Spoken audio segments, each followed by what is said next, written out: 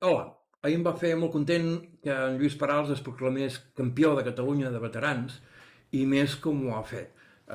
Líder en solitari, però a més ha desplegat un joc molt alegre, molt divertit, dinàmic, d'atac, amb idees noves a l'obertura, bueno, idees noves, vull dir, amb un repertori d'obertures diferent, que això va molt bé ara, perquè ara totes les partides es pengen, la gent s'ho pot preparar, jo m'hi trobo, que jugues amb algú, truca al seu entrenador, l'entrenador prepara la partida, al final no saps amb qui estàs jugant, si amb el que hi ha davant teu o amb un comitè de sàvies que està en un despatx, però això és molt d'agrair que en Lluís hagués fet aquesta feina d'ampliar molt més el seu repertori. Ho mirarem perquè un parell de partides i veurem com és molt i molt interessant. Llavors, per exemple, en una partida va jugar Peó de Rei. Jo he jugat algunes vegades amb ell i em sembla que mai m'ha fet Peó de Rei. És a dir, que això, que no et pots preparar per jugar amb ell. Pots sortir de Peó de Rei, de Peó de Dama, de Peó de C4, etc. No? O cavall F3, inclús em sembla que B4 també ho pot fer.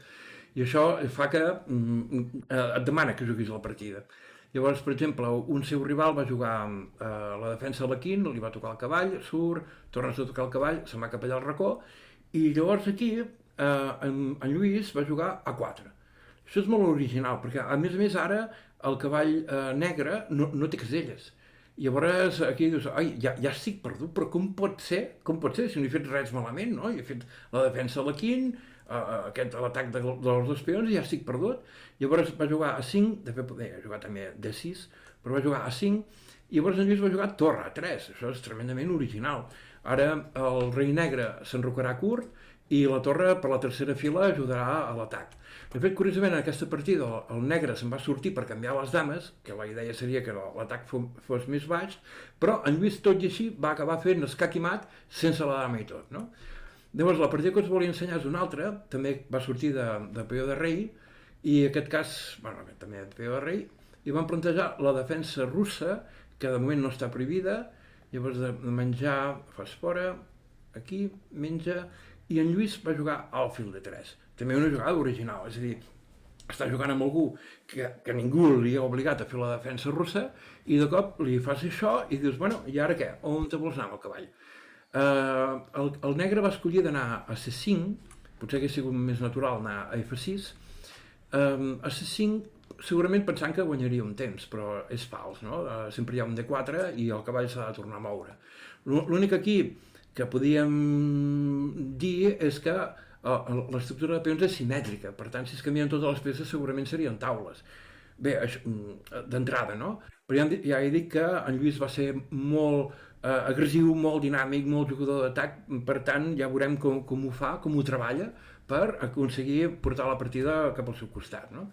D'entrada, el negre va jugar al fil F5, això és sospitós, de fet, això sí que no s'havia jugat mai, al fil D3 sí, últimament ho han jugat en Wesley So, en Nakamura i companyia, no? Amb alfil F5 ja veurem com aquest alfil està inestable. Primer, en Lluís s'enroca, abans de prendre decisions, és el millor, alfil E7, i ara sí, guanyes un temps, t'expandeixes, cavall enrere, i fixem-nos com aquestes dues peces estan aquí ballant, no estan del tot bé. Inclús, si toquéssim aquest alfil, si anés a G6, aquí hi ha un H4, H5 i es quedarà sense caselles aviat.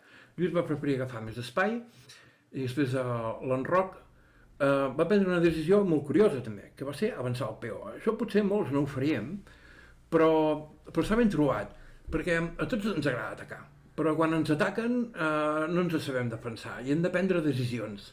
Per exemple, en aquest cas, el cavall, de fet, quantes vegades s'ha mogut ja, hauria d'anar a C5, però aquí a C5 de seguida ens ve al cap que tard o d'hora el blanc jugarà B4 i tornarà a guanyar temps, no? Llavors va preferir anar cap a l'altra banda, i ara tenim aquí un cavall que està flotant. Val? I segurament aviat es quedarà sense caselles. Aquí, canviem els cavalls? No, si estàs atacant, no canvies peces. Això és feina del defensor. Canviar peces, conforme vas canviant peces, l'atac va baixant, no?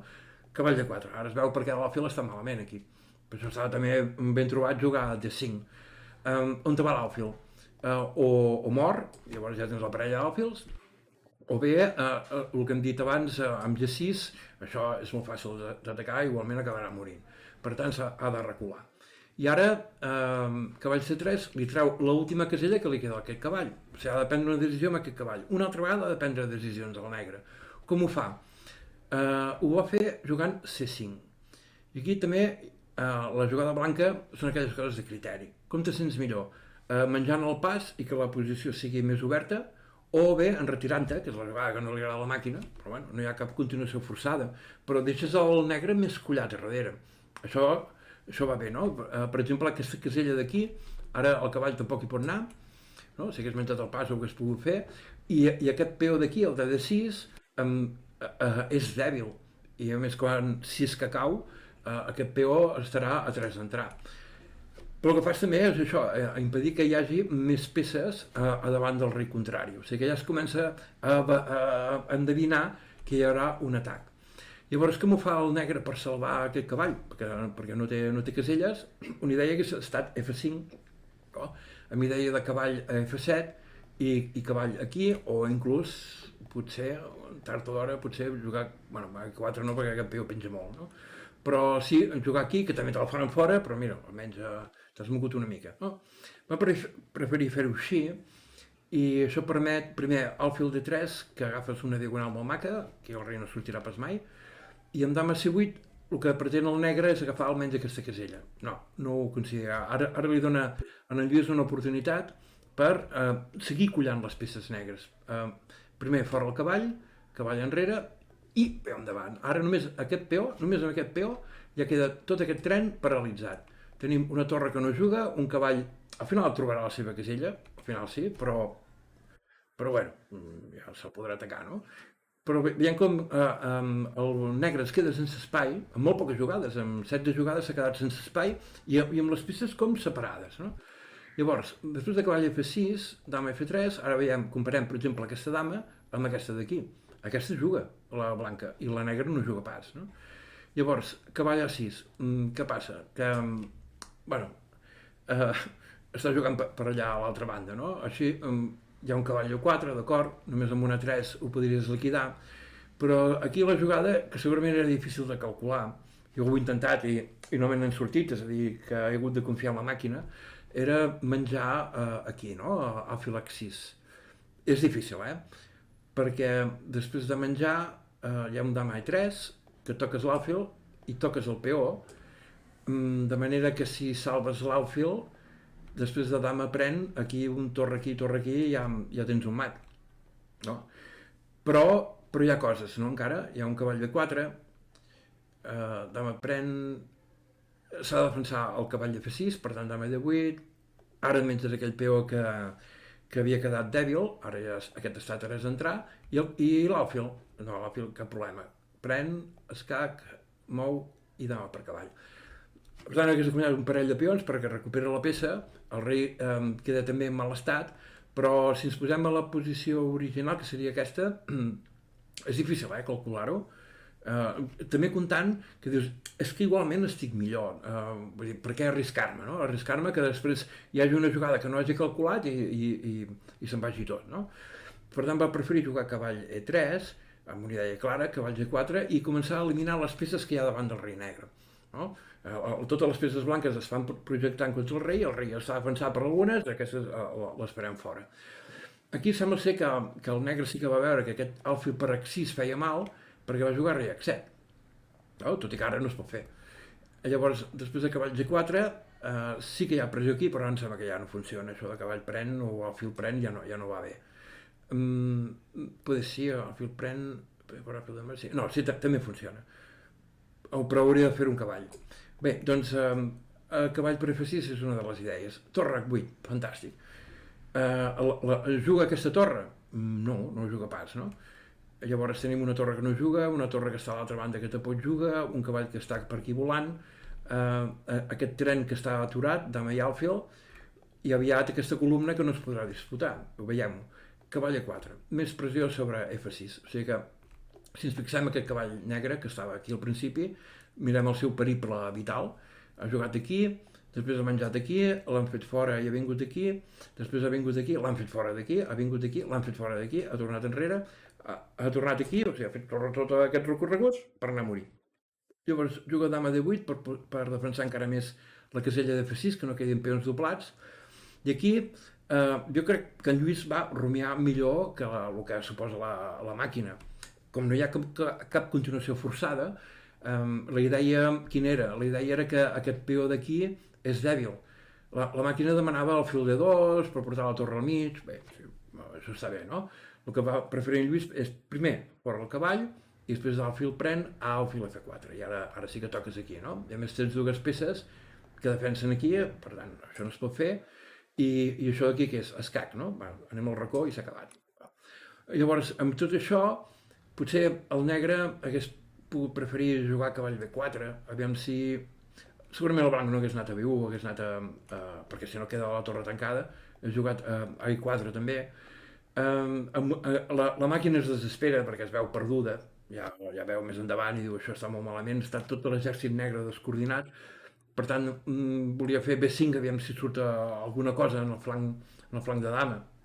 Bueno, va tocar per aquí com per forçar, no? I el canvi, per eliminar tanta blancor que hi ha davant del rei negre. Per això, de fet, bueno, aquí diu simplement que és una jugada dubtosa, però de fet és una errada, perquè no has de moure peons allà on t'estan atacant. No? Ara deixes aquesta casella, ara no es veu, però ja veurem després com aquesta casella és el que al final acaba guanyant. No? Bueno, de fet, totes. No? En Lluís va preferir no seguir menjant, o sigui, va preferir guardar peces en comptes de menjar, perquè també, de fet, aquest cavall té altres maneres de tornar al joc. No? Llavors, amb rei G8, això ja es veia venir que aquesta torre ja no jugaria, torre aquí, ara ningú pot disputar la columna, el peó està tocat, hi ha masses coses, no? El rei està malament, la torre està malament, aquesta torre no juga, aquest cavall està per allà, i a la tarda d'hora ha de caure alguna cosa. Amb el fil de 4, d'acord, el cavall no es pot moure, doncs ara sí. Si vol menjar, que mengi. Cavall B4, toca l'alfil enrere. L'alfil es manté amb una diagonal molt bona mentre defensa el peó i l'alfil pren. Això, clar, has de jugar, no?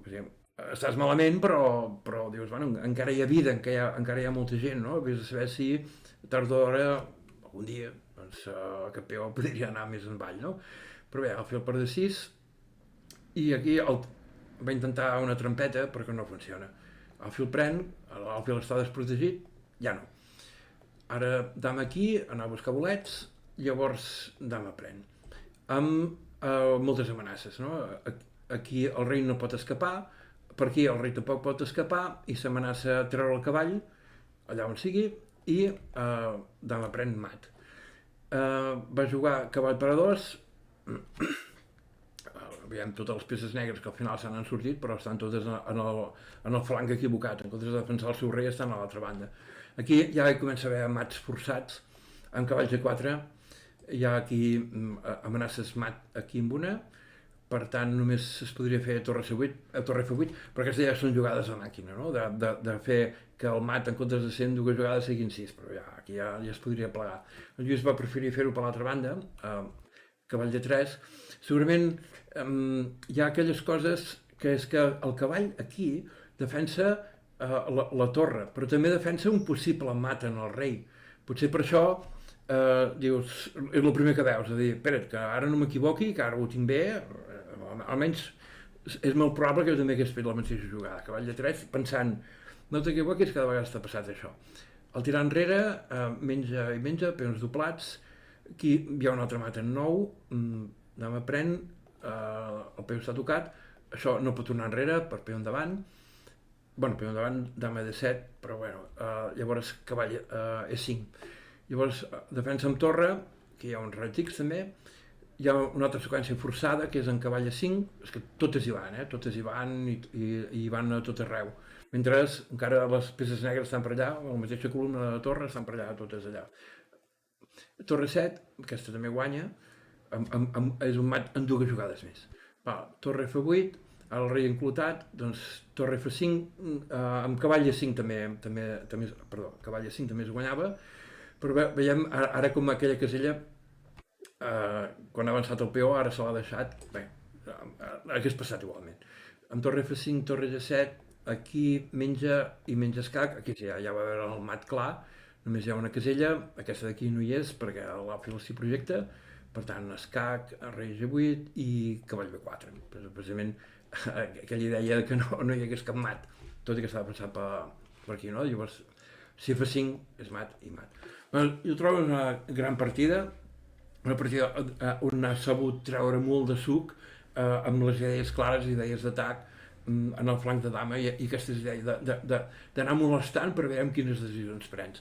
Si mireu altres partides, són els xers results, segur que disfrutareu en totes. Així que moltes felicitats, Lluís, i moltes gràcies per aquest joc.